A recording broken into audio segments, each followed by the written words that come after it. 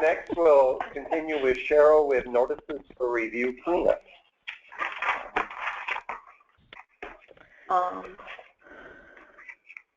So I'm gonna.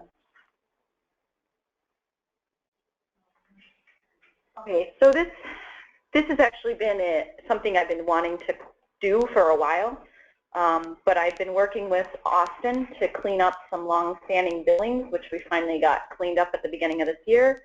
So that's exciting. Yay! Yeah. Yeah. So I had reason at the end of the year to be in notices for review, and it gets really large.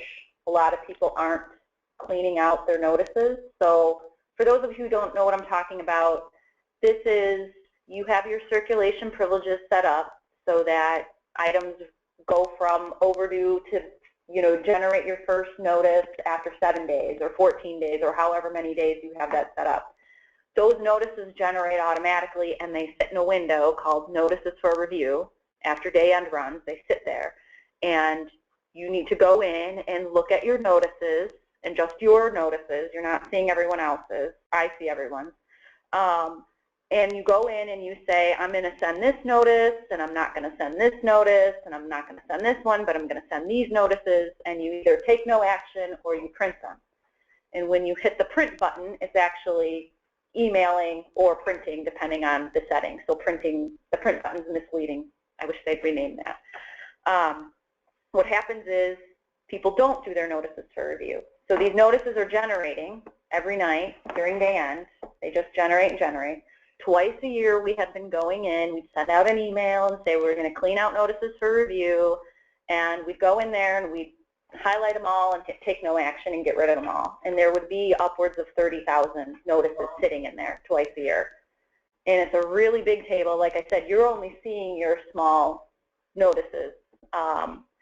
So did you have a question, Michelle? Just a quick question, because we do our notices twice a day actually, so I don't know how this works exactly. If, let's say you had a first overdue notice that's sitting there, and during the day it came back, is that notice going to still be there, that first overdue, or is that going to clear it out? I don't believe it clears it out until day end runs. Maybe yeah, so if the next day you did your notices, it's not going to be there, right? No, actually, I think it's still sitting there. Does it sit there? And then I don't test that out. No. So I was just wondering, because when you say 30,000 notices, I'm like, are some of those things resolved already? Yes, some of them are definitely resolved. Holds won't sit there. Once the hold is been completed, the hold is gone.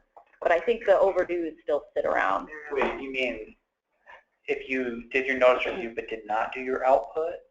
No, I'm just saying, I would say that just for any library, because we do our notices twice a day, so I've never experienced this.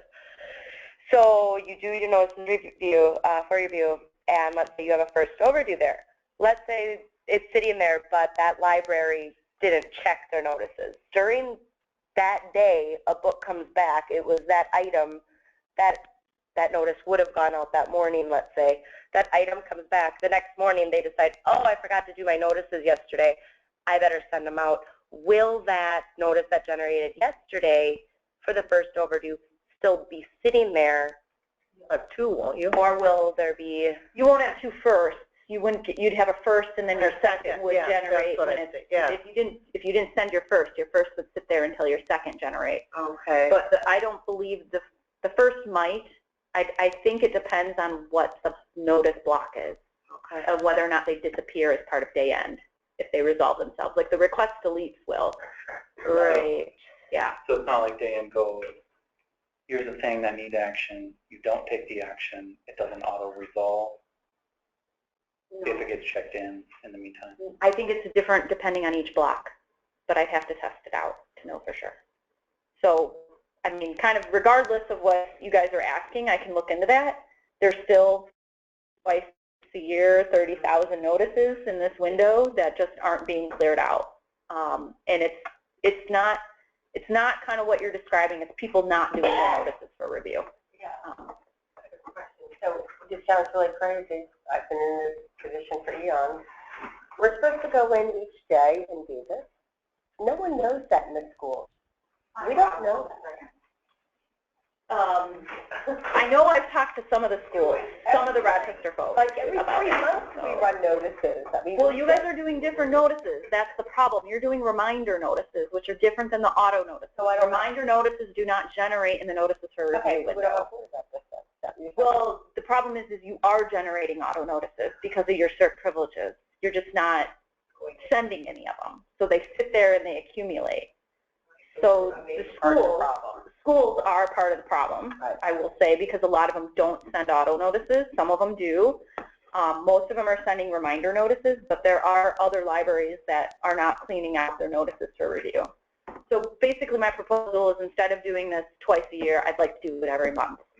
And then just say again, what's the time period during the day when you do 1:30 to 3. 1:30 and it's to really 3. important that you're not in either your notices for review or your notices output between 1:30 and 3 because we have a whole set of complicated macros and scripts. And if you're in there, it can throw them all off.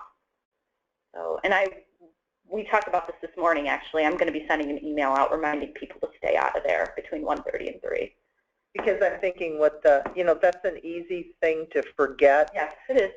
To tell new staff, and there's a lot of new people. Is there any value to the staff going back a certain period of time into this? I don't think so. That's why if 30 days sounds good to me. Personally, Yeah. If you don't send your notice within like a week, it's kind of stale and outdated. Yeah.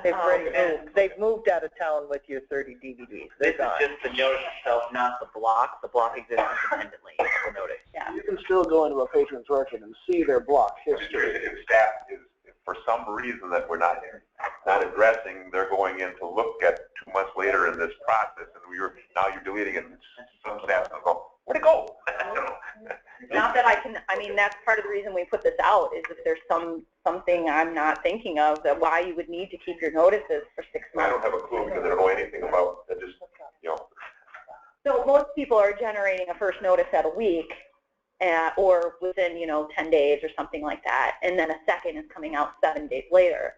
So if you haven't done your notices in a month, you've generated a first, a second, a third possibly, a final, and you might even be onto your billings and your loss. So you've generated several notices that you're just ignoring. Currently for the 6 month and 1 year situation, when you do the 30,000, are we talking minutes, hours, or days for the process to run? Well, before it was probably a couple hours to clean out because we were having to sort of pick and choose some and not send that one and not send because of how they're displayed in the window. You'd have to skip the ones that were not quite 30 days or... If you went to 30 days, yeah. Hypothetically, you'd be down to minutes.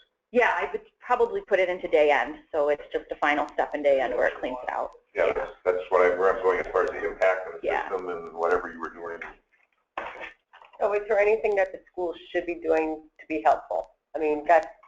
Well, one thing we put in this is that there have been some changes in how the cert privileges work in a previous update, that this process will help me identify who needs to make some of those changes. So I would be contacting you, and actually the Rochester schools, I contacted you guys all last June. I talked to Diane, and I made the change so you guys aren't generating these superfluous notices now. So.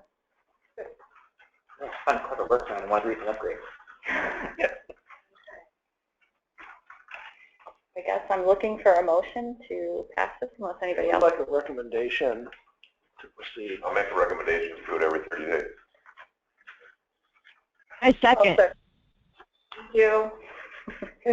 We have a motion and a second. All in favor, aye. Aye. Opposed? See, I have to go. I have to go do something else. Donovan, I think we got more feedback on the other information about the item level requests. There was an email exchange from Samantha. Did you get copied on that? I saw the original message. I don't know that I saw anything after that. Okay. I'm so sorry, but I just have to go, and I know that that's something I was interested in, but I can't stay for it. So. Was that something that came from her afterwards today? No. I had replied, and then I'd asked her a question, and then she didn't get back to me. I should have called her. I didn't. I emailed her. So. I saw the original message, and I saw your follow-up. I didn't see anything back from her. Okay. Yep. You have everything I have then. Okay. Okay. All right. I got to go. See ya. Okay.